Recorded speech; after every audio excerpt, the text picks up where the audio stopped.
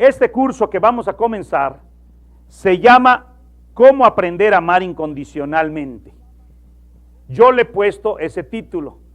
Técnicamente este curso se llama el Eneagrama. Eneagrama.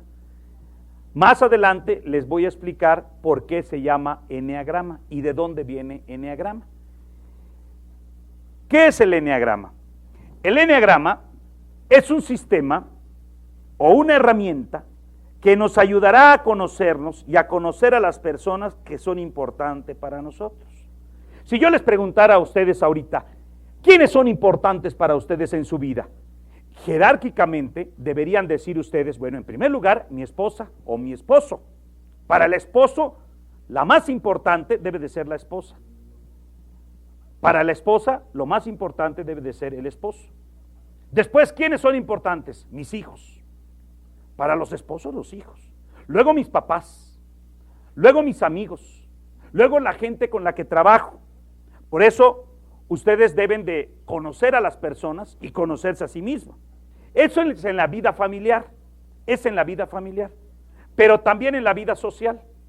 Mucha gente no sabe relacionarse porque no conoce a los demás.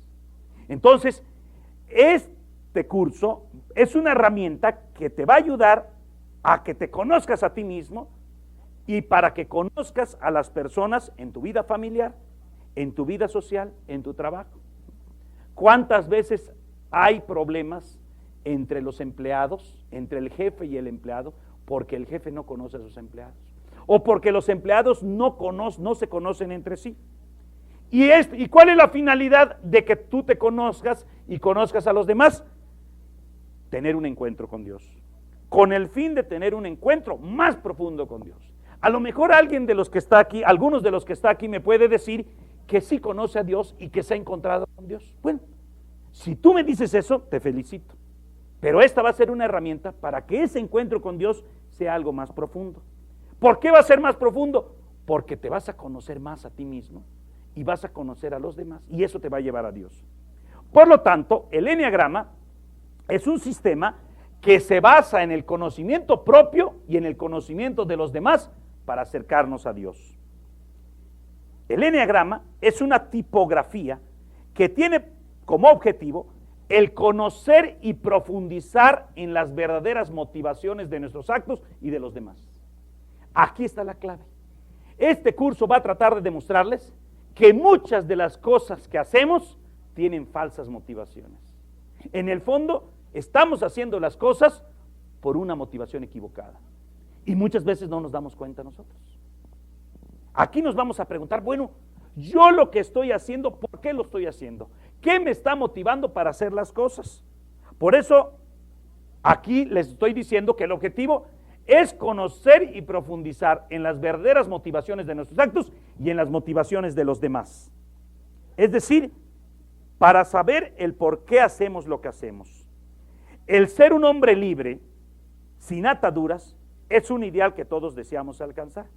Pero para lograrlo es necesario mirar hacia adentro de nosotros mismos y más allá de nosotros mismos. Es decir, necesitamos preguntarnos, ¿por qué no tenemos armonía en nuestras vidas?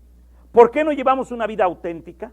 ¿Por qué no somos coherentes con lo que decimos y pensamos? Es decir, muchas veces nosotros pensamos una cosa, decimos una cosa y hacemos otra. No somos coherentes. El ejemplo, yo amo a mi familia, pero no le dedico tiempo. Eso es ser incoherente, ¿no? Para mí lo más importante es mi familia y le dedicas 5 horas a la televisión, ¿no? Viendo Cañaveral de Pasiones, ¿no? Lo más es mi familia y le dedicas 22 horas a trabajar, ¿no? Pues eres un incoherente. ¿Por qué sentimos una cosa, pensamos otra, decimos otra y hacemos otra, ¿no? Y es que, bueno, para que yo sea coherente, tengo que tomar muchos cursos y muchas conferencias y leer muchos libros. No, no se trata de eso. Para que tú seas coherente, tienes que aprender a conocerte a ti mismo y conocer a los demás. Y si una conferencia o un curso te ayuda a eso, sensacional. Pero los conocimientos más bien nos dan una amplitud en nuestra vida, de los conocimientos, pero no nos ayudan muchas veces a conocernos. Por eso se trata de lograr la coherencia y la autenticidad en la vida, y eso es un proceso. Por lo tanto, tenemos que comenzar con mirar hacia adentro de nosotros mismos y ver cuáles son nuestras verdaderas motivaciones. Porque muchas veces disfrazamos nuestras verdaderas motivaciones al actuar. Muchas veces disfrazamos nuestras verdaderas motivaciones. Es decir, tenemos una motivación y en el fondo es una motivación que no es auténtica. El descubrir nuestras verdaderas motivaciones es una experiencia dolorosa. Por eso lo que vamos a ver en este curso va a ser doloroso, pero también va a ser muy satisfactorio. Nos va a doler y de una vez se los advierto. Por eso todavía tienen tiempo de arrepentirse. Si se arrepienten, con mucho gusto les devolvemos 100 pesos. Porque ya les di sus cuadernos, ya di mucho material. No, porque van a sufrir. Pero va a ser una experiencia bella, porque voy a descubrir de verdad por qué hago lo que hago.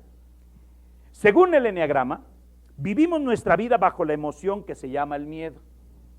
Todo esto que vamos a ver está centrado en una cosa que se llama miedo. ¿Y qué pasa con el miedo? El miedo es lo que muchas veces rige nuestra vida y lo que ocasiona nuestra infelicidad. El miedo siempre es hacia el futuro, ¿eh? Por ejemplo, cuando nosotros tenemos coraje, nunca escuchamos, yo tengo coraje de lo que me va a pasar. Entonces sería una estupidez decir eso. El coraje siempre es en relación al presente. Me da coraje lo que me acabas de hacer, ¿no? Nunca dices, me da coraje que me hayas engañado hace 20 años. Eso es el pasado. El remordimiento es del pasado, el coraje es del presente y el miedo es del futuro. Del miedo se derivan los demás sentimientos: ansiedad, tensión, frustración, ira, violencia, resentimiento.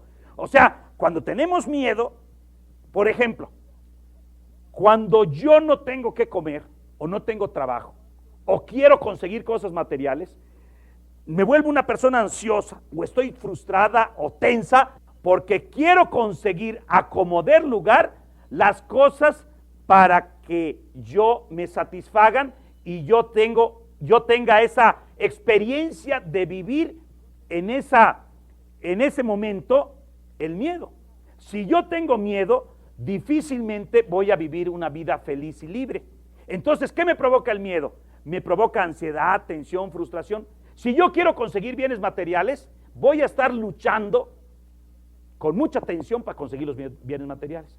Ya conseguí los bienes materiales, ya tengo mucho dinero, ya tengo muchas cosas. Ahora voy a vivir tenso para cuidarlo. Entonces la persona que va a tener miedo de que le roben, va a tener miedo que le quiten lo que ya consiguió. Del miedo entonces se derivan todo esto. De esta manera no podemos vivir ni en paz ni en armonía y por lo tanto no podemos ser libres. Por otra parte, el Eneagrama nos dice que el miedo va unido al deseo. Si yo tengo un miedo, el deseo es superar ese miedo. Solo con el miedo no podemos vivir. A cada miedo corresponde un deseo. Por ejemplo, puedo tener miedo a ser condenado, o a no ser amado, o a ser rechazado. Se trata entonces de encontrar cuál es nuestro miedo básico.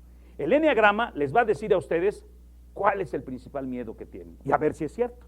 Si yo diciéndoles, por ejemplo, tú fuiste 3, tú eres 3. Si tú eres 3, yo te voy a decir, tu miedo es a no triunfar en la vida. El que sacó 2 es miedo a no ser querido. El número 1 tiene miedo tiene miedo a ser condenado, etcétera. Ahorita lo vamos a ver. Ahora, ¿por qué es necesario conocerse en el momento actual? Primero, vivimos en un mundo materialista y egocéntrico. Siempre ha sido muy necesario conocerse a sí mismo, pero más que nunca ahora es importante conocernos por las circunstancias tan especiales que estamos viviendo. ¿Por qué? Porque vivimos en un mundo materialista y egocéntrico. Tanto tienes, tanto vales. A la gente se le valora por lo que es, a la gente se le valora no por lo que es, sino por lo que tiene. Entonces, ¿qué significa esto? Estamos tan inmersos en un mundo tan materialista que nos importa acumular cosas, pero no conocernos. Entonces es importante que te detengas, que hagas un alto en la vida. ¿Por qué algunas personas no pudieron venir? Porque se tuvieron que quedar a trabajar.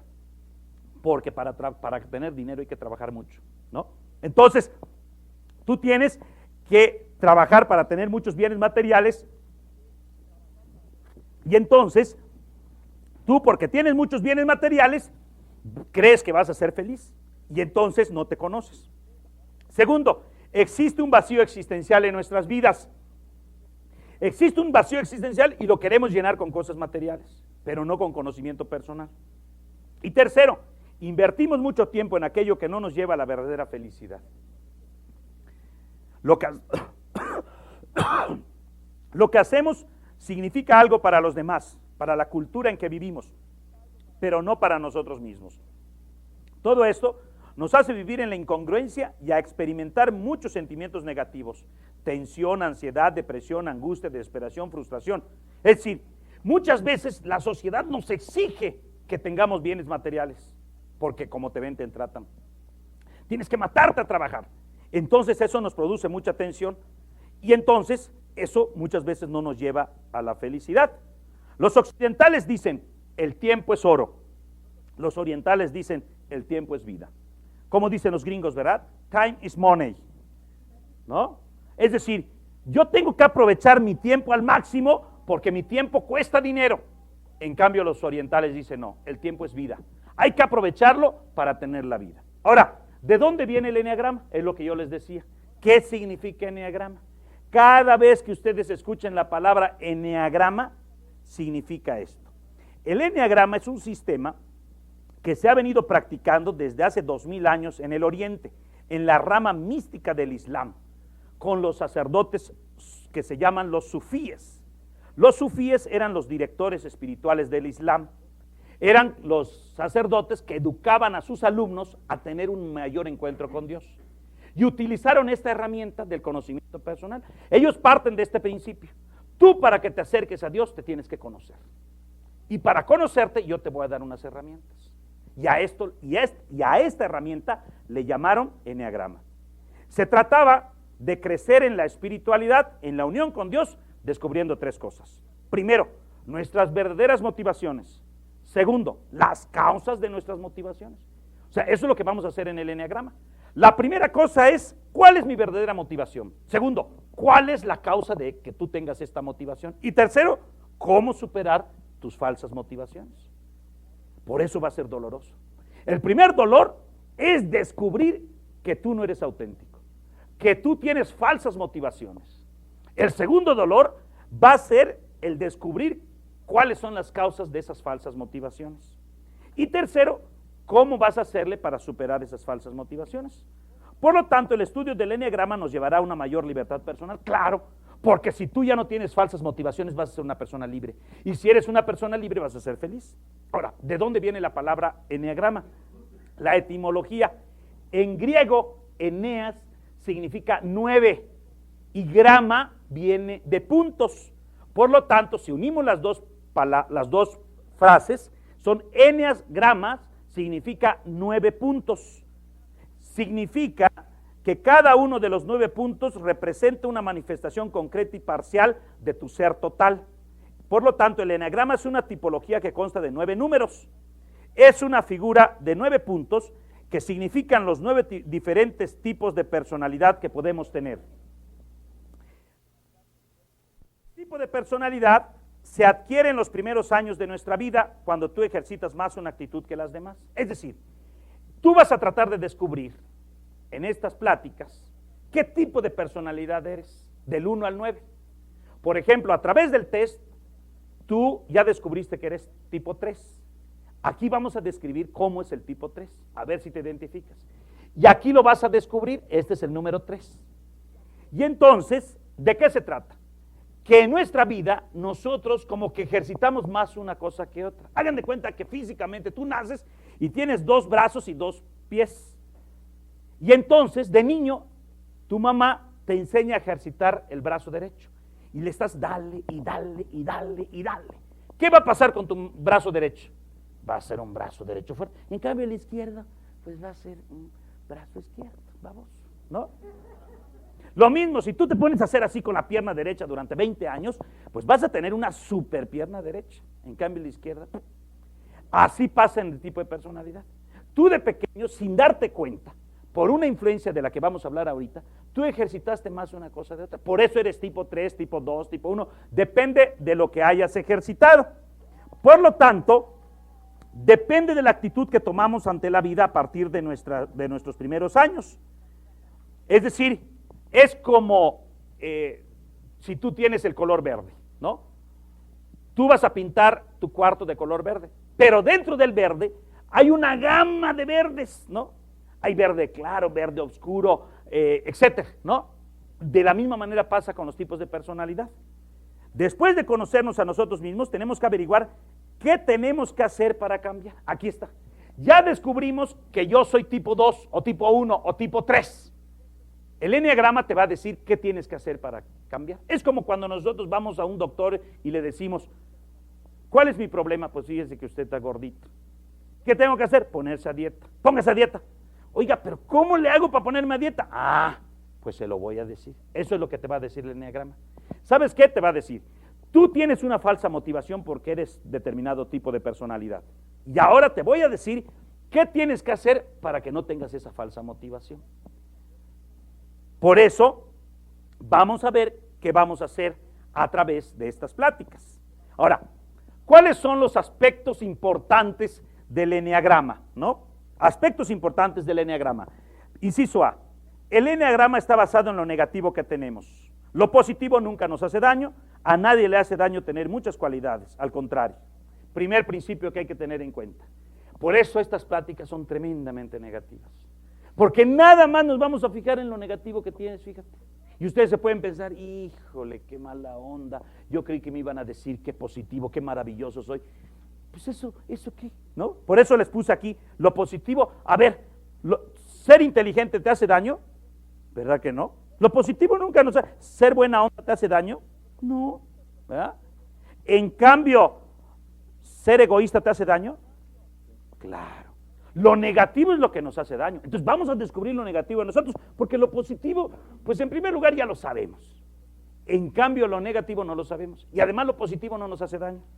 Por eso dice aquí, lo que nos hace daño son nuestras pasiones, nuestros defectos, nuestras debilidades humanas, nuestros pecados capitales, todo aquello que nos evita crecer como personas. En el eneagrama se parte de un principio. En la vida es más fácil llegar a lo que somos por lo que no somos. Si yo te pregunto a ti qué eres, como que te cuesta más trabajo. En cambio, si te digo qué no eres, enseguida me lo dices. Por ejemplo, yo les voy a decir qué no soy. Yo no soy astronauta, no soy noruego, ¿no? No mido 1.90, no peso 60 kilos, ¿no? No soy gringo, etcétera, ¿no? Es decir, fíjense cuántas cosas les dije que no soy, ¿no? No sé jugar golf, ¿no?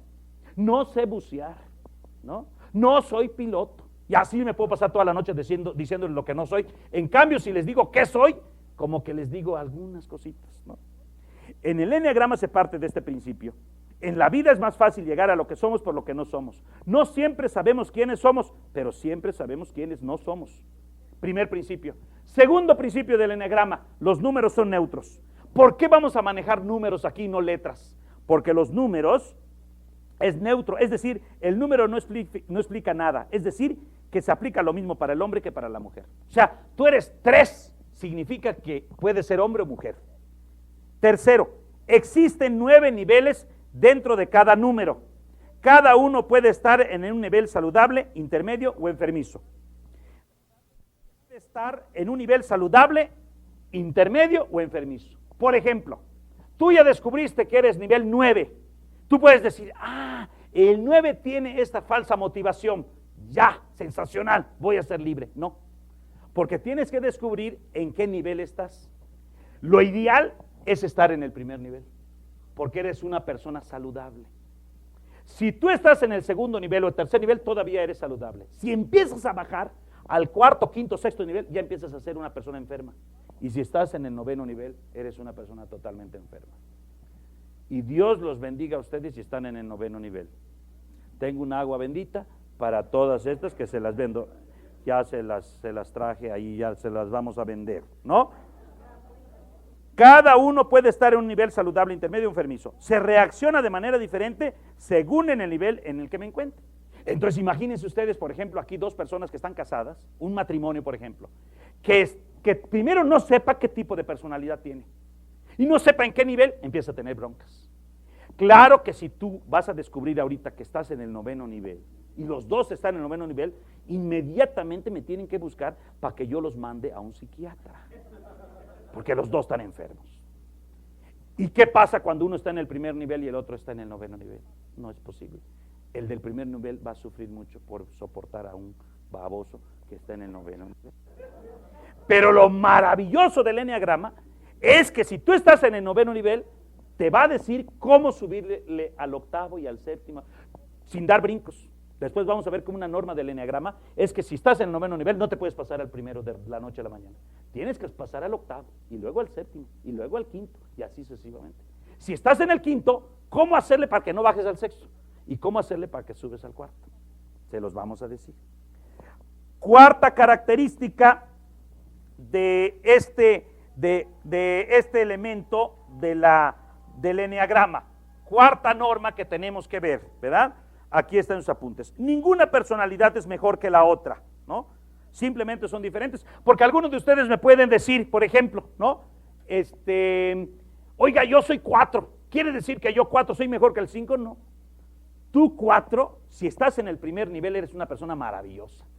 Tú 2, en un primer nivel, eres una persona maravillosa. En cambio, tú un 4, en un noveno nivel, eres un desastre. ¿Me están entendiendo? Entonces, simplemente son diferentes. Todo depende en el nivel en que cada uno se encuentre. Luego, la estructura del eneagrama es un círculo en donde están unidos los 9 números con unas flechas que te indican tu dirección de integración o tu dirección de desintegración. Se les llaman números primarios. Se les llama así porque no tienen contacto con los otros centros. Si ustedes se dan cuenta, no tienen contacto el 3, 6, 9, ni con el 4, ni con el 2, ni con el 1. Los otros números son los números secundarios. Estos números sí tienen contacto con los otros números. Ahorita lo vamos a ver. Algunos tipos de personalidad son más apreciados que otros dependiendo de la cultura de donde vengamos. Por ejemplo, el 3 es muy apreciado en Estados Unidos. Ahorita les voy a decir por qué. El tipo básico de personalidad se forma en los primeros años de vida dependiendo de 3 aspectos. Antes de esto, ¿por qué les decía yo que son de línea de integración o de desintegración? Por ejemplo, vamos a explicar rápidamente el 3, el 6 y el 9. Si yo soy personalidad 3, tengo que saber que mi línea de integración es donde no está la flecha, el lado contrario de la flecha. O sea, la línea de integración del 3 es el 6. ¿Qué significa? Que el 3 debe de ser como el 6. Por eso cuando yo explique la personalidad 6, el 3 tiene que ponerse muy abusado porque tiene que copiar al 6, tiene que tener las cosas positivas del 6. Y no se debe de ir al 9. El 3 no se debe de ir al 9 porque es su línea de desintegración. Si yo agarro cualquier otro número, el 2, su línea de integración es el 4.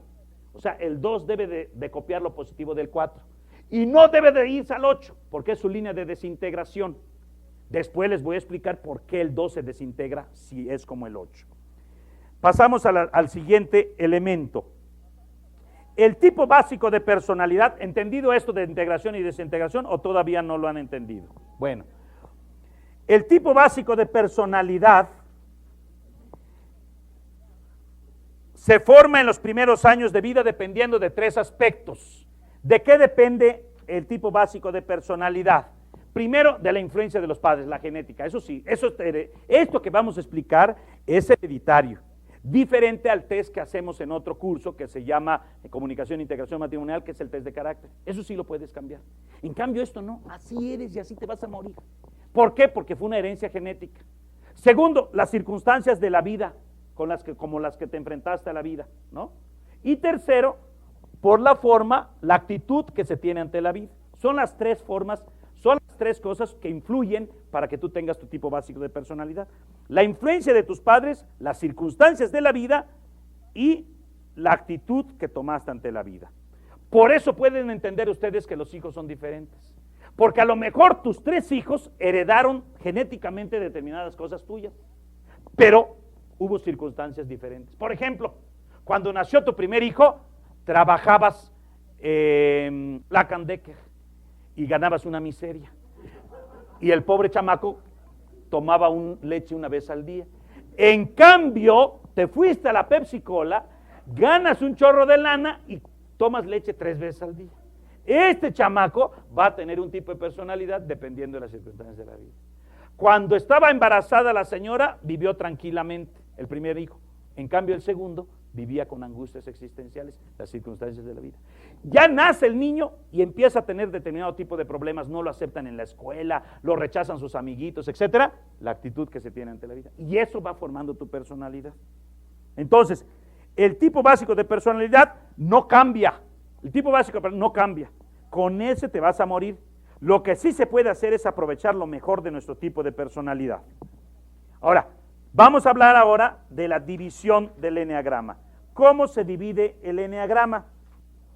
El eneagrama se divide en 3 puntos. Por eso ustedes se dieron cuenta que en la hoja de respuestas hay 3 secciones. El 2, el 3 y el 4 son un tipo de personalidad que es el centro emocional. Por lo tanto, vamos a explicar primero el 2, 3 y 4, que son los centros emocionales. Por ejemplo, tú, Eugenio, y tú, Tere, salieron 3. Los 2 son de un tipo mismo de personalidad. Ustedes son emocionales. Alcen la mano todos los que sacaron 2, 3 y 4. 2, 3 y 4. El más alto, después se lo explicamos para los que no han calificado. 2, 3 y 4. Ok, bajen la mano. Ahorita que yo vaya describiendo en general, después voy a explicar personalidad por personalidad, voy a explicar el 2 y el 3 y el 4 solitos. Ahorita en general 2, 3 y 4. Después voy a explicar los que son cerebrales, que son 5, 6 y 7. Y después los viscerales, que son el 8, 9 y 1.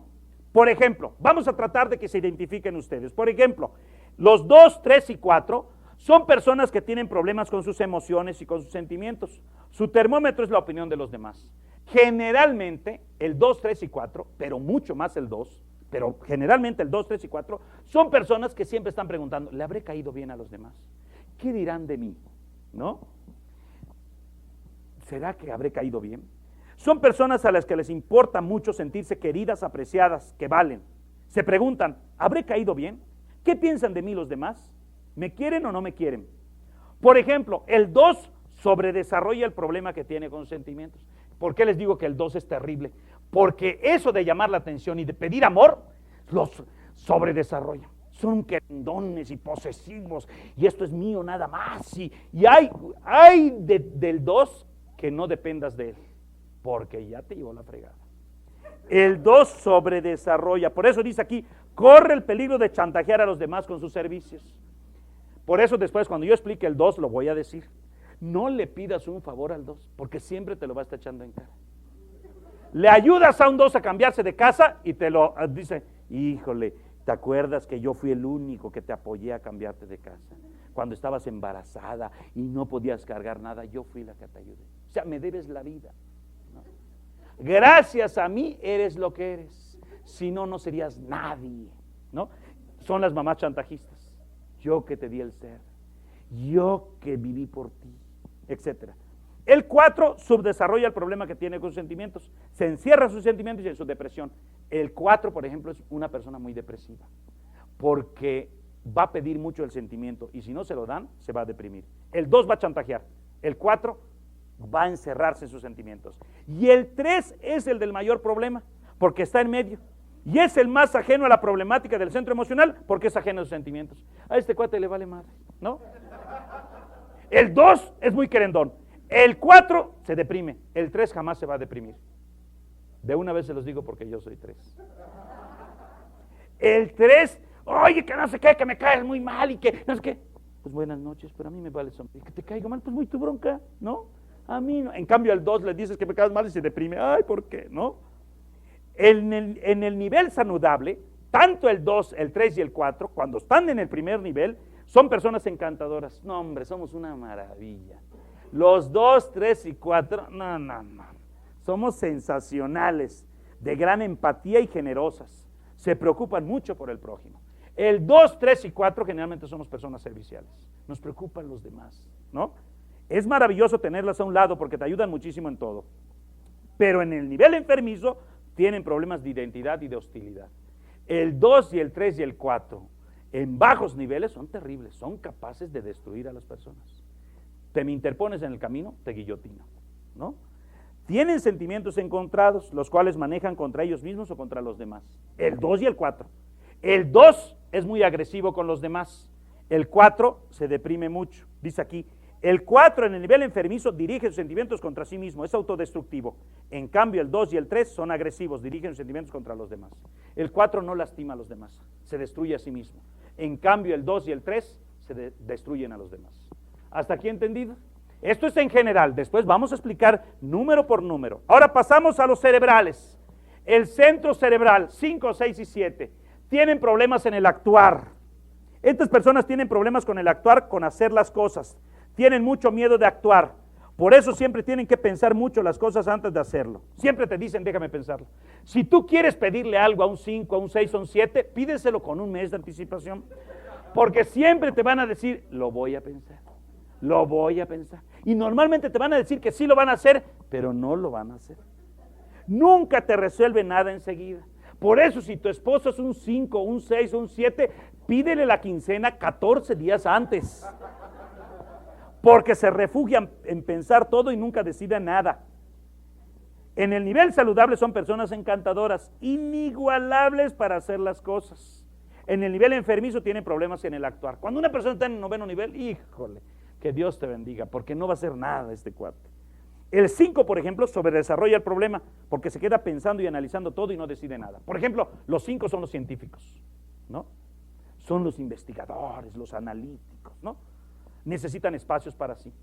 Tú te casas con un 5 y es el cuate que le gusta leer, no le gusta ir a pachangas. Si tú te casas con un 5 y va a una fiesta de disfraces, ten en cuenta que te adora, que te quiere muchísimo, porque para él disfrazarse es un verdadero martirio. Él piensa que una fiesta es perder el tiempo porque estaría mejor en su casa leyendo un libro en la biblioteca. En el nivel saludable es agradable solo, socialmente no, porque es muy introvertido. Tú, si un 5 va a una fiesta y tú sabes que es 5, no lo pongas junto a un 7, porque un 7 es muy pachanguero. El 7 es el que está contando chistes a cada rato, etcétera, y el 5, terrible, ¿no? ¿Sabes? Al 5 hay que ponerlo junto a un 9, porque un 9 escucha siempre, es el cuate pasivo. Entonces el 9 escucha al 5 y el 5 contándole sus teorías metafísicas y todo, y el 9 siempre no está entendiendo nada, pero le está diciendo sí. El 7 subdesarrolla el problema, por eso es hiperactivo. El 7 siempre tiene su agenda llenísima. Hará muchas tonterías, pero siempre pensando, ¿no? El 6 es el que tiene el mayor problema, porque está en medio y está más fuera de contacto con la problemática del centro cerebral, que es el actuar. El 6 para que actúe, híjole, se necesita muchísimo. Así como el 3 es el del mayor problema porque niega sus sentimientos, el 6 es el más terrible para actuar. No actúa, difícilmente actúa. Como es inseguro, una de las grandes características y defectos del 6 es que es muy inseguro. Siempre le está pidiendo opinión a los demás. Nunca decide nada. Irá a buscar a alguien que tenga suficiente experiencia a ver qué le aconseja para resolver su problema y hará lo que la otra persona le diga. El 6 siempre, por eso después vamos a ver que un 6 es buenísimo trabajador. Si tú estás buscando un gerente para una compañía, encárgaselo a un 6, porque va a ser muy decente, muy honrado, es la persona rectísima. Si tú estás casado con un 6 en buen nivel, olvídate, siempre te va a ser fiel. Nunca pienses que te va a ser infiel. El 6 le da miedo ser infiel, ¿no? No va a ser infiel. Todo esto lo hace porque es inseguro. El 6 en el nivel saludable es simpático y agradable. Hasta aquí el centro cerebral. Finalmente tenemos el centro visceral. A este centro pertenecen los tipos 8, 9 y 1. Tienen problemas en su relación con los demás.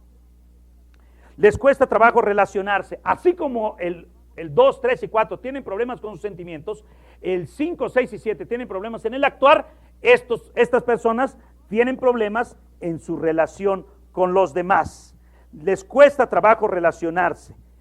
Son personas del presente, se mueven o se rigen por el instinto. Generalmente son personas muy seguras.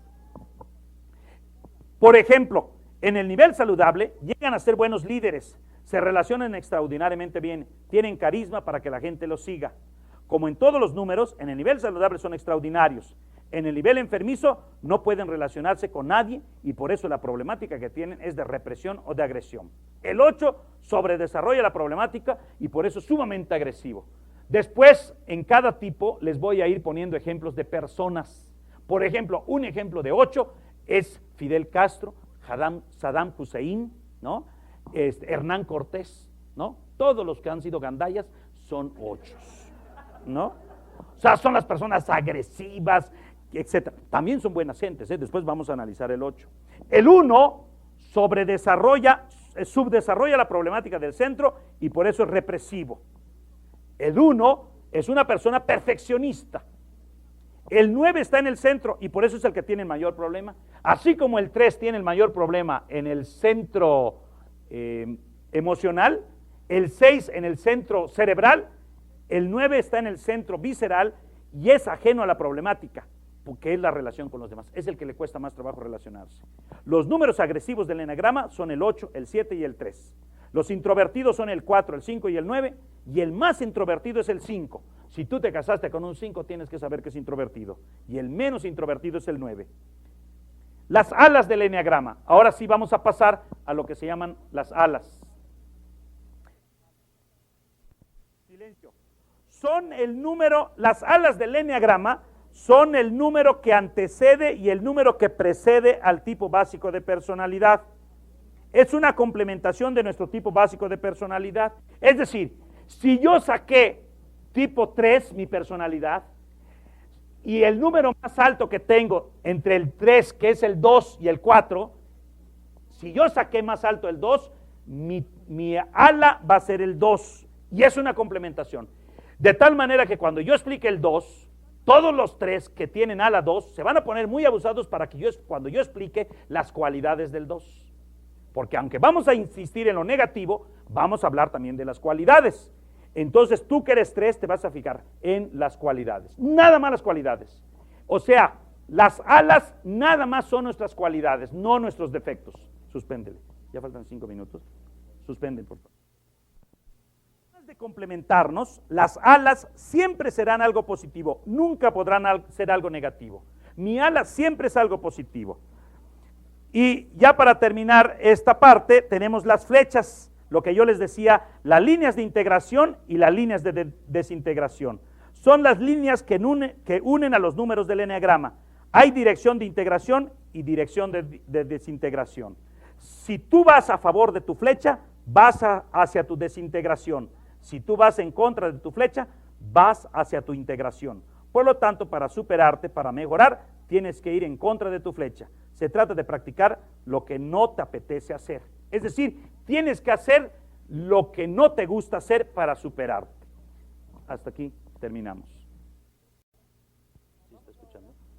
Vamos ahora a pasar a donde dice las características de las diferentes personalidades, la personalidad tipo 2. Aquí es donde ustedes tienen que ir viendo si se identifican con este tipo de personalidad 2. Si tú sacaste el número más alto en la fila 2, significa que tu tipo de personalidad es 2. Vamos a irlo explicando primero con la problemática. Primero, el 2 es el primer número del centro emocional. La problemática que tienen estas personas es con sus emociones, con sus sentimientos. Tienen problemas de identidad y de hostilidad. Es decir, muchas veces el 2 no sabe ni qué onda consigo. Y son personas muy hostiles. Básicamente son personas posesivas, controladoras y manipuladoras. El 2 sobredesarrolla la problemática, busca cariño porque lo necesita. El 2 recibió el mensaje, te amo si eres servicial. Son personas extrovertidas, serviciales, amigueras y bonachonas. Les gusta ser queridos y admirados. Les gusta disfrutar la vida. Les gusta disfrutar la vida y se la hacen disfrutar a todo mundo. El 2 es la clásica persona que le gusta la pachanga y le gusta que también los demás entren a la pachanga. Origen de la niñez, ambivalente al padre. Son niños que de pequeños, por alguna circunstancia especial, no tuvieron una buena relación con su padre. O sea que han tenido una relación de ambivalencia con el padre. No necesariamente, pero a lo mejor tuvieron una relación negativa con el padre y positiva con la madre. La consecuencia de esta relación es el servicio. En pocas palabras, es el papá que te obligó a servir. Te amo si eres servicial. Tú tienes que lavar los platos, tienes que tender las camas, etc. Mensaje que recibieron, te amo si eres servicial. Sintieron que los quisieron siempre y cuando sirvieran, ayudaran o hicieran. Lo que evitan es sentir necesidad.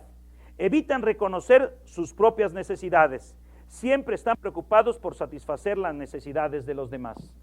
Nunca les gusta sentir necesidad de los demás. Lo mejor que le puedes decir a un 2 es te necesito, pero a ellos no les gusta que te digan que los necesitas, ¿no? Ellos nunca dicen yo te necesito. Le gusta que tú les digas a ti te necesito. Lo que desean es ser necesitados, queridos y amados, pero al mismo tiempo desean obtener algo de la persona a la que ayudan. Lo que desean o buscan al ayudar es amor y aprecio de parte de la otra persona, un amor que puede ser dependiente. La pasión, es decir, el defecto del 2 es la soberbia y el orgullo. No quieren sentir necesidad de nadie. Todos me necesitan a mí, yo no necesito de nadie. Por eso un 2 siempre va a ser una persona orgullosa, en los bajos niveles. La virtud, cuando el 2 está en los primeros niveles, es una persona humilde. El miedo básico es a no ser querido. Lo peor que le puedes pasar a un 2 es que no lo quieran. En cambio un 3 les vale sombrilla. ¿Me quieres o no me quieres? Muy tu bronca, ¿no? En cambio un 2, no, yo quiero que me quieras. Y vamos a ver cómo para que me quieras te voy a chantajear. La tentación característica, la trampa o la máscara, es el ayudar. Aquí está la motivación. Acuérdense que les dije en la introducción que el eneagrama trata de descubrir cuál es tu falsa motivación. La falsa motivación del 2 es el ayudar. Yo ayudo, pero para que me quieras. Atención con esto. Cuando hablemos de las características, vamos a ver cómo en el aspecto religioso esto es muy peligroso. Porque el 2 es la clásica persona que va a ser catequista, va a ser ministro de la Eucaristía, va a ayudar a los orfanatorios, va a estar ayudando a todo el mundo, pero nunca se pregunta, bueno, ¿y esto por qué lo estoy haciendo? ¿Realmente lo estoy haciendo por amor a Dios o porque en el fondo yo ayudo para que los demás me quieran?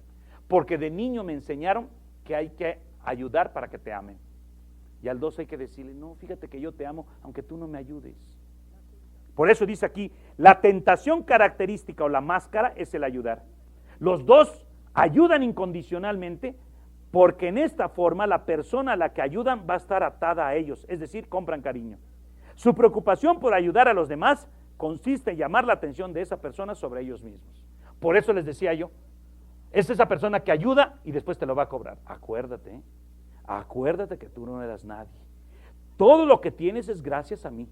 Yo te sostuve. Eso normalmente se lo dicen las señoras a los esposos cuando no tenían nada y luego económicamente ya están bien, son directores de la Pepsi. Entonces les dicen, ¿verdad? Acuérdate cómo vivíamos en un cuchitril y yo me renuncié contigo y me fregué y gracias a mí tienes lo que tienes, ¿no? Compras cariño.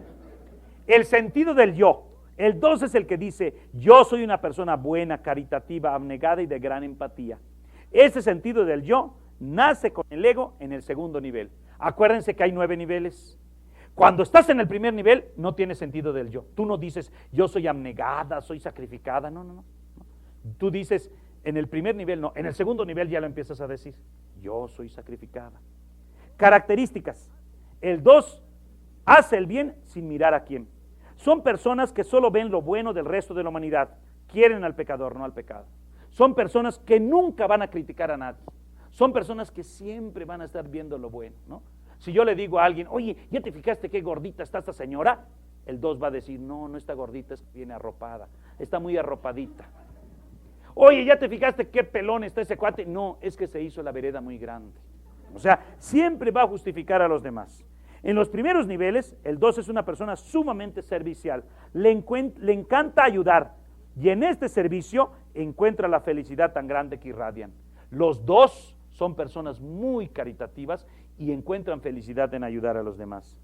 Son personas que nunca buscan la recompensa, en los primeros niveles, Como tienen tanta empatía y sensibilidad, se miden por la opinión de los demás. Este es su termómetro. Se preguntan, ¿les habré caído bien? ¿Estarán contentos conmigo? Por ejemplo, si yo fuera 2, ahorita estaría pensando, ¿les estará gustando esta plática que estoy dando? ¿Qué impresión les estoy causando? ¿No? En cambio, como soy 3, me vale madre, ¿no? Ellos siempre pensarán que tú estás en deuda con ellos, porque piensan que te han dado mucho más ayuda de la que han recibido de ti, aunque no se las hayas pedido. Ellos piensan, yo siempre te he ayudado más de lo que tú me has ayudado a mí, así que estás en deuda conmigo. Por eso cuando comienzan a deteriorarse, te exigen la vida, porque todo tiene que ser a través de ellos. ¡Ay de ti si el 2 se entera que tú hiciste algo y no se lo comunicaste! Híjole, qué mala onda, qué mala amiga eres, ¿eh? Ya me enteré que te vas a Europa y no me has dicho nada. ¿Por qué no me lo has informado? ¿No? Continuamente te están buscando para platicar. ¡Ay de ti si el 2 te habla por teléfono a las 2 de la madrugada! Ya despídete de tu cama porque no te vas a volver a acostar. El 2 y fíjate que no, y no le puedes decir, oye, ¿sabes? Me estoy muriendo de sueño, voy a colgar. Híjole, qué mala onda, ¿eh? Ahorita que te necesito platicar contigo, ahorita me rechazas. Oye, qué mala onda, ¿no? El 2 se relaciona con las otras personas siendo muy cariñoso, servicial y amoroso. Vamos a ver cómo el 3 se relaciona buscando la eficacia. En cambio, el 2 es muy querendón. Siempre te va a estar diciendo, te quiero mucho, tú sabes que te estimo, tú sabes que te aprecio. Si esto no funcionó, si esto no funciona, te hacen sentir culpable. Y si esto no funciona, te chantajean. Primero te empiezan a buscar cariño. Si no les das cariño, te dicen, oye, yo te he servido, ¿eh? Si no les haces caso, te empiezan a chantajear. Oye, qué mala onda, ¿eh? De veras que me estoy enfermando porque no me das cariño. Y si esto no funciona, se enferman de muerte. Primero utilizan el poder y el dominio, luego el chantaje y finalmente se enferman. Quieren tener a su lado, te quieren tener a su lado, aunque no sea por amor. Cuando no se les recompensa por la ayuda que han dado, se vuelven manipuladores y agresivos, porque piensan que han estado sirviendo todo el tiempo y no han sido recompensados por la ayuda que han dado. Imagínense ustedes, ¿no? De esta manera, acaban por quedarse solos por su actitud tan absorbente, y esto les cuesta trabajo reconocerlos por su orgullo. ¿Por qué? Porque llega un momento en el que el 2 es tan absorbente que ya no lo quieres ni ver, ¿no? Entonces dice, híjole, en la torre ahí viene un 2, ¿no? Porque siempre te va a estar absorbiendo. Por eso se dice que el 2 es de los números que padecen enfermedades psicosomáticas, ¿no? Ay, me duele la columna, tengo jaqueca, tengo migrañas, ¿no? Porque con eso te están chantajeando. El 2 es una persona inteligentísima, simpática, es el alma de las fiestas, agradables, pero de una absorbencia total. Es el clásico que te dice, nada puede hacerse si no es como yo quiero y en la forma como yo quiero. Es un dominio total. No, no es el 3, es el 2. Ah, pasos al 3. ¿Así es tu esposo, Georgina? ¿Es el 2? Claro. No, en el 8, ¿no? No en el 9, en el 8, dice. Esperan una respuesta por todos los favores hechos a la otra persona. Si no es así, el 2 quedará muy contrariado, con profundos sentimientos de haber sido herido. Oye, yo ayudé, óyeme, yo te ayudé, caray, te di un préstamo sin intereses y no me lo agradeces, ¿no? No expresan su malestar con ira, sino con lágrimas, lo cual hace sentir mal al otro. Vamos a ver cómo el 1 te lo demuestra enojado. Es que eres un desgraciado. En cambio el 2 no. El 2 lo hieres porque no le respondes a su generosidad y enseguida se pone, o se deprime o triste, así su cara de cordero herido, o se pone a llorar, ¿no? Se le nublan los ojos, híjole, qué mala onda, ¿no? Se desquitan haciendo comentarios negativos del otro, ¿no? ¿Sabes qué? Este cuate lo ayudé y qué mala onda, no me correspondió, ¿no? Es un gandalla. Valoran el tiempo en la medida que se emplea en las relaciones interpersonales. Así como el 3 emplea su dinero para ganar lana, ¿no? El 2 emplea su tiempo para relacionarse con los demás. Por eso vamos a ver cómo el 2 le gusta tener amigos. El 2 no se contenta con tener 3 amigos como el 5. El 5 no le gusta tener amigos. En cambio el 2 tiene chorros, cientos de amigos. Hasta los que cree que son amigos, no, aunque los que creen que son sus amigos, que no son sus amigos, ¿no? No, hombre, tengo 20 amigos en Monterrey, 14 en Guadalajara, 500 en México. Bueno, ¿no? Son bondadosos, sensibles y preocupados por el bien de los demás. Están dispuestos a hacer grandes sacrificios para ayudar a los demás. A un 2 le hablas tú a las 3 de la madrugada porque tienes un problema y se levanta de la cama y te va a ayudar. En cambio un 3 te manda al carajo. Te dice, no puedes esperar hasta las 9 de la mañana. Son personas cálidas, táctiles. ¿Qué significa táctiles? De tacto, les gusta tocar. Cuando te expresan su cariño, ahí están manoseándote y apapachándote y todo. Por eso a veces son medio calenturientos, porque les gusta tocar todo, ¿no? Quieren tocar a los otros, tomarlos de las manos y hacerles estar cómodos y felices. Al 2 le gusta estar cómodo, ¿no? Le gusta la buena vida. Si van a hacer una casa en Valle de Bravo, la hacen con todos los lujos habidos y por haber, colchones así para que se sienten sensacionalmente, con alberca, jacuzzi, porque me lo merezco. Oye, yo trabajo mucho, ¿no? Es el clásico cuate que cuando llega a su casa, agarra una caja de chocolate y se la traga porque dice, me lo merezco. Merezco este chocolatito que estoy comiendo. Siempre están dispuestos a recibir a los otros en su casa, eso sí. Podrá estar lleno, no importa. A ver, aunque sea en el ropero, pero te metes ahí, ¿no? Yo veo cómo me las arreglo, pero tú llegas a mi casa, ¿no? Siempre son personas pues muy acogedoras, muy familiares, ¿no? Les gusta que todo el mundo llegue a su casa. Lejos de permanecer en su mundo, en cuanto entran en contacto con otra persona, procuran conocerla bien y quieren que se sienta importante y amada. O sea, acogen a la persona y quieren que para ellos se sientan importantes. Lejos de permanecer en su mundo, en ese sentido no son egoístas, en cuanto entran en contacto con otra persona, procuran conocerla bien, quieren conocer a sus amigos y quieren que se sientan importantes y amadas. Hablan mucho de las necesidades de los otros. El 2 es el clásico que está diciendo, no, pues fíjate, Luis, que hay unos ancianitos ahí que qué bárbaro, pues no tienen que comer, y luego unos orfanatorios, todo, ¿no? Y entonces son las clásicas personas que ahí están, ¿verdad?, dando donativos y ayudas y quieren solucionar el mundo, los problemas a todo el mundo. Están dispuestos a acudir a cualquier sitio con tal de ayudar a otras personas de la familia o de afuera. Tienen gran simpatía y se acercan a los demás con sensibilidad y los brazos abiertos, ¿no? No debe extrañarnos que los demás piensen a menudo que son santos vivientes. Normalmente de los dos decimos, no, hombre, esa es una persona santa. De veras que qué bárbaro, son bien buena onda, ¿no? Son santos vivientes. Los dos no son violentos por naturaleza. O sea, no se molestan y no hacen cosas negativas contra los demás. Pueden mostrar una inocencia feliz ante los males reales del mundo, ¿no? O sea, hay una gran cantidad de males en el mundo y ellos como que dicen, se va a solucionar.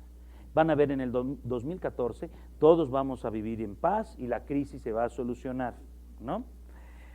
En vez de condenar a los otros por sus errores morales o de otro tipo, tratan de ayudarles en el infortunio de que se derive de sus errores. Vuelvo a decir esto. En vez de condenar a los otros por los errores morales que cometen, tratan de ayudarles de las cosas negativas que se derivan de esos errores. Para el 2 lo importante es ayudar a los otros, no juzgarlos ni condenarlos. El 2 nunca te va a condenar a otra persona ni los va a juzgar. Ejemplos de 2, la Madre Teresa de Calcuta, Gandhi, Pavarotti, ¿no? Normalmente son, hasta físicamente, son personas gorditas, cachetonas, de lentes, buena onda. De una vez se los digo, yo soy 3 con ala de 2, como Eugenio. ¿Por qué no soy tan cabrón? Porque tengo ala 2, ¿no? Porque los 3 somos terribles. Lo van a ver cuando mañana, no lo vamos a describir ahorita, porque se iría muy intranquilo Eugenio a dormir. Mañana con eso vamos a empezar. ¿Qué es lo que nos salva a los 3? Tener ala de 2. Acuérdense que los 2, que el que tiene ala 2, hay que agarrar lo positivo. El que tiene tipo 3 con ala de 2, tiene que estar muy atento cuando yo explique el 2, ahorita que estoy explicando el 2, porque tiene que agarrar todo lo positivo del 2. El 3 siempre agarra lo positivo del 2 cuando su ala es 2, ¿no? En cambio el 2, cuando yo explique el 1 o el 4, no, perdón, el 1 o el 3, ¿no? O sea, el 2, su ala puede ser 1 o 3. Cuando yo explique 1 o 3, tiene que estar muy atento el 2, ¿no? Porque es su ala. Entonces, ejemplo les decía yo, Madre Teresa de Calcuta, Gandhi o Pavarotti. País representativo, los italianos.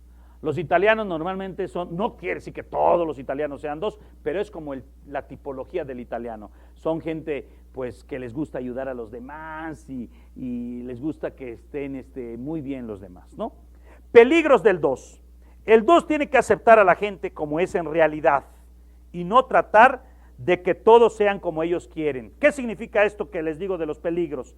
Que normalmente el 2 no acepta a la gente como es en realidad, sino quiere que sean como ellos son, ¿no? Como son muy bondadosos, quieren que todos sean bondadosos y serviciales. Tienen que ser conscientes de la motivación que tienen para actuar. O sea, el 2, la motivación que tiene es ayudar a los demás. Para ellos siempre será mucho más lo que ellos han hecho por ti que tú por ellos. A un 2, lo único que tienes que decirle es, te necesito.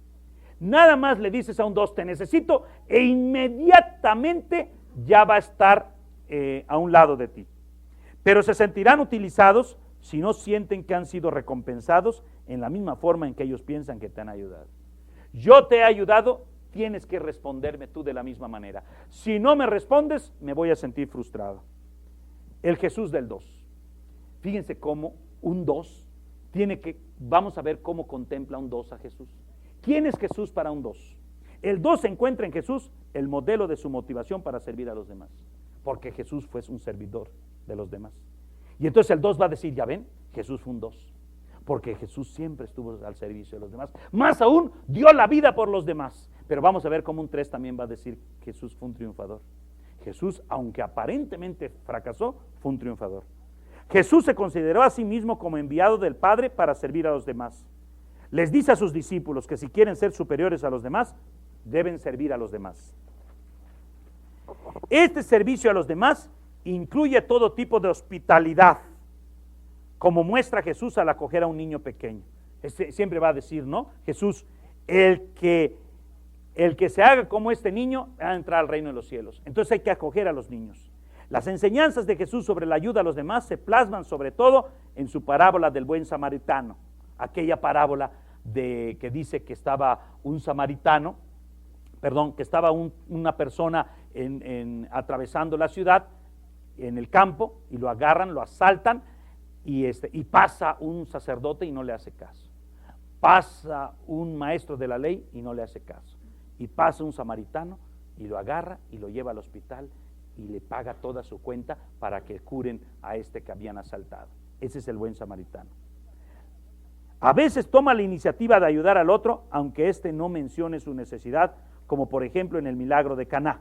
O sea, aunque no le pidió el novio que hiciera lo de aunque no le pidió que se curara al enfermo, no son las bodas de Caná, el milagro de curar a un enfermo, que no le dijo, cúrame, Jesús tomó la iniciativa y lo curó. O en la resurrección de la hija de la viuda de Naín.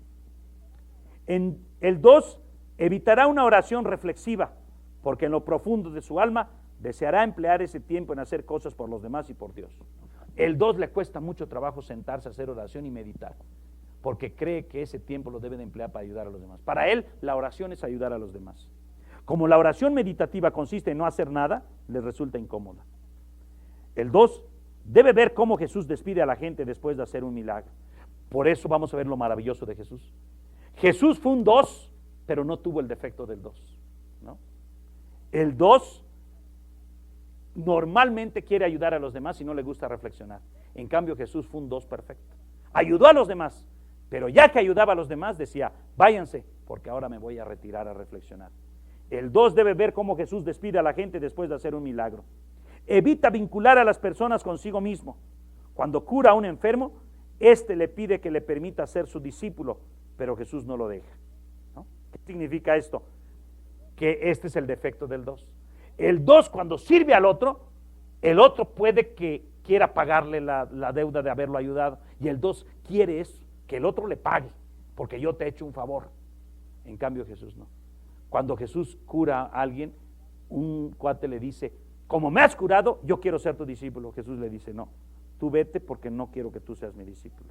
Con frecuencia Jesús les dice a los que cura que no le digan a nadie lo que ha hecho por ellos. En cambio al 2 le fascina que los demás publiquen lo que él le ha hecho por los demás. En los evangelios hay muy pocos casos de curación física a favor de quienes le siguen como discípulos. O sea, normalmente Jesús no le hizo milagros, exceptuando a Pedro, que curó a su suegra, ¿no? Que acuérdense ustedes que curó a su suegra. Pero por eso dicen que después Pedro negó a Jesús porque se molestó porque había curado a su suegra, ¿no? Sí, sí, eso no es cierto, es un desrelajo, ¿no? Con frecuencia Jesús les dice a los que cura que no le digan a nadie lo que ha hecho por ellos. En los evangelios hay muy pocos casos de curación física a favor de quienes le siguen como discípulos. Jesús emplea mucho tiempo en el trato personal y una y otra vez les dice lo mucho que los ama y que necesita que también ellos lo amen. A Pedro le pregunta 3 veces, ¿me amas? ¿Me amas más que estos? Así es un 2. Un 2 continuamente le va a estar diciendo al otro, ¿me amas? Por eso si una persona se casa con un 2, que Dios te bendiga. Porque el 2, híjole, es tremendamente absorbente. Le vas diciendo, ¿me quieres? ¿De veras me quieres? Como que hace tiempo que no, hace 2 horas que no me dices que me quieres, ¿no? El 2 es muy apapachador, ya les dije, es muy táctil, le gusta tocar y le gusta que le digan que lo quieren, ¿no? Como Jesús. Jesús se hace don de sí mismo a sus discípulos, lo que es distinto de atender sus necesidades. O sea, no se trata de atender necesidades, se entrega. Sus discípulos a su vez simplemente quieren estar con Jesús. Todo esto debe ayudar al 2 a descubrir una gran verdad, que el verdadero amor es, en último extremo, comunión más que actos de servicio. Entonces, no se trata de servir, se trata de vivir en unión con el otro. Y el 2 debe de buscar la unión, no tanto servir para manipular a los demás. Hasta aquí las características del 2. Ya después vamos a ver en qué nivel estás. Ya explicamos ahorita el 2. Después vamos a explicar cómo este 2 actúa cuando está enfermo, cuando está medio enfermo y cuando está sano. Y lo importante es que el 2, yo ya me descubrí 2, ya descubrí cuál es mi ala. El domingo vamos a descubrir en qué nivel está este 2. Si yo estoy en un nivel enfermo, tengo que subir al nivel intermedio. Si estoy en el intermedio, debo de subir al primer nivel. Y si estoy en el primer nivel, pues ya soy santo. Ya para qué vengo a este curso. Por eso, Manuel Papayanopoulos, ya no tienes por qué venir mañana, porque a lo mejor ya te descubriste que estás en el primer nivel. ¿Ok?